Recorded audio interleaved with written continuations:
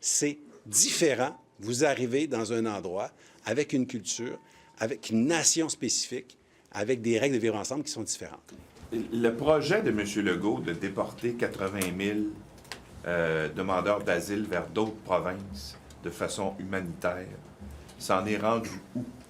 Oui, je pense qu'il faut faire attention aux termes utilisés. Non, c'est les termes que lui-même a utilisés. C'est pas moi qui les invente. Je reviendrai sur les termes. Là.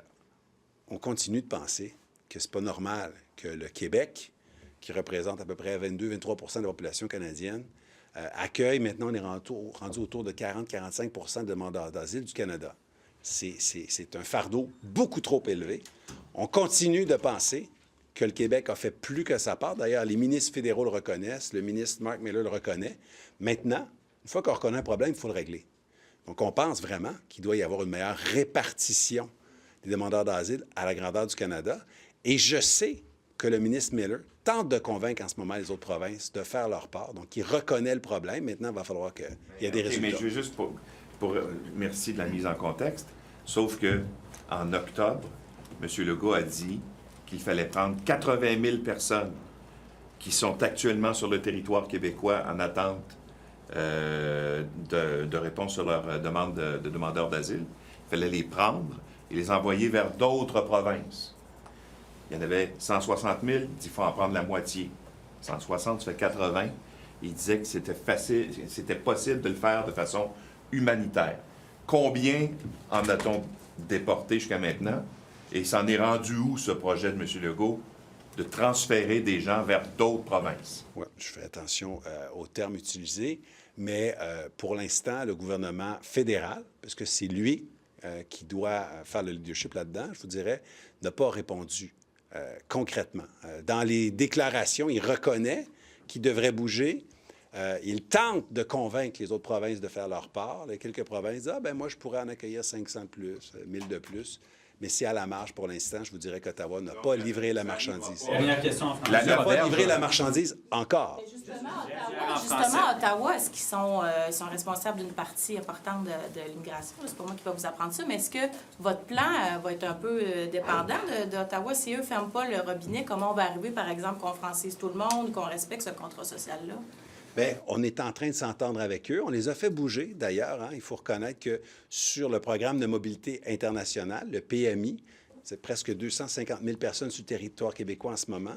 Il n'y avait aucune exigence linguistique jusqu'à l'automne dernier. On s'est entendu avec Ottawa que maintenant, les renouvellements de permis pour ce programme-là seront collés sur les règles québécoises avec des exigences linguistiques pour nos travailleurs étrangers. Ils l'auront aussi pour le programme de mobilité internationale. C'est une première, d'ailleurs, ce que je pense que c'est important de le mentionner. Ensuite, ils se sont engagés à réduire de 100 000 le nombre de ressortissants étrangers en fonction de ce programme aussi. Donc, 100 000 personnes de moins dans les 3 prochaines années. Donc, Ottawa, oui, n'a pas livré en termes de répartition de demandeurs d'asile, mais sur les exigences linguistiques pour le PMI, sur la diminution de PMI, ils ont pris des engagements qui sont fermes, puis je suis content de les rappeler aujourd'hui. Donc, on se fait entendre d'Ottawa, contrairement à certains. Vous répondez quoi à ceux qui croient que vous agitez cette carte de l'identité parce que ça peut être payant politiquement? Bien, c'est n'importe quoi. Parce que, écoutez, lors du premier mandat du gouvernement de la Coalition Avenir Québec, on a posé le geste d'adopter la loi 21, alors que nous étions premiers dans les sondages et de très loin. On a fait la même chose avec la loi 96, où on a renforcé la Charte de la langue française. Donc, des gestes forts, identitaires, pour assurer le modèle québécois, on les pose, peu importe les sondages. On les a déjà posés alors qu'on était numéro 1 de très loin. Maintenant, on est numéro 2 dans les sondages. Nos valeurs ne changent pas en fonction des derniers sondages. The principles and values of Quebec society are extremely clear in Bill 21 and the Quebec Charter of the French language. So what are you doing more? What concretely your bill will change something if the values and principles are clear in those past legislations? Well, we are building a new social contract, and we want it to be pretty clear. We want it to be clear for all people coming from outside of Quebec as immigrants. We want it to be clear for people who identify themselves as members of cultural minorities. We want them to commit to embracing and contributing to our values, our culture, who we are, and what's set up as a nation with the multiculturalism from the Canada, which is there for like half a century. It's not that clear. Multiculturalism says that the Canada has the obligation to promote the diversity, which is good, but to promote all the identities, all the culture, all the languages, and with the multiculturalism, there's no such a thing like a common culture, a Canadian culture or a Quebec culture. With our plan, with our bill, we will be pretty clear. We are a nation. We have a culture. We have some democratic values. Men and women are equal. And people coming here must accept that. And after, we want them to contribute to the society.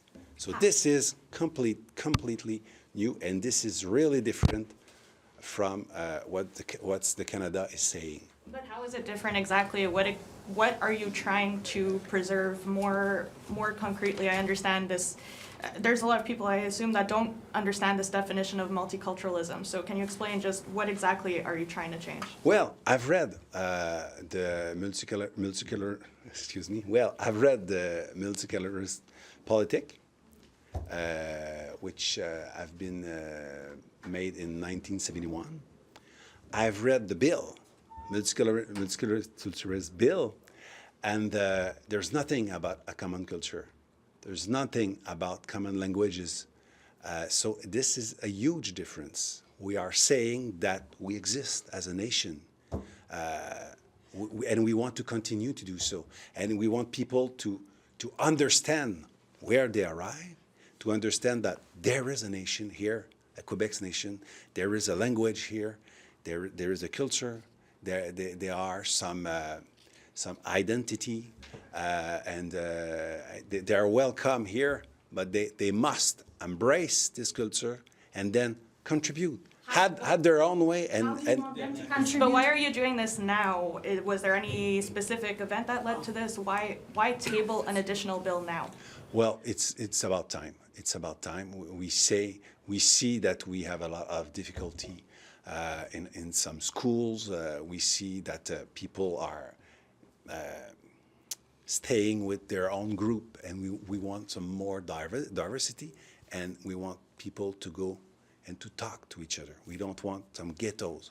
We want one society. One thing that I was asking, how do you want newcomers to contribute more? This is not clear in your message today. How do you want them concretely to contribute more to Quebec society? We want them to go outside their communities and go speak with us, discuss with us. We want to see them on our les fêtes de quartier. We want to see them at la Fête nationale du Québec. We want to see them within our shows. We want to see them in our movies. We want to see them everywhere. They are welcome. The first thing that some people have said about this already is how exactly are you going to take a statement of principles like this and actually apply it? Now, in French, you just said the bill will include mechanisms. Mm-hmm. What is the nature of those mechanisms? Are you talking more regulations? How are you going to apply these principles? Well, this is a really good question, but I can't tell right now because I don't want to make which we call in French un outrage au Parlement. So there's a lot of things I can say about those big principles, our goals, but how we will do it and what are the details of the bill, I can't say right now because I want to respect the institution of Assemblée Nationale. Do many Quebecers actually understand the concept? I even know professors that don't understand the concept of I think so. interculturalism. I've read like 20 articles only in the past year, 20 articles and chronicle about the problem with the multiculturalism in Quebec in each and every one of your media. So I think il y a une soif pour cette chose-là. We need a new social contract. Thank you. Merci beaucoup tout le monde.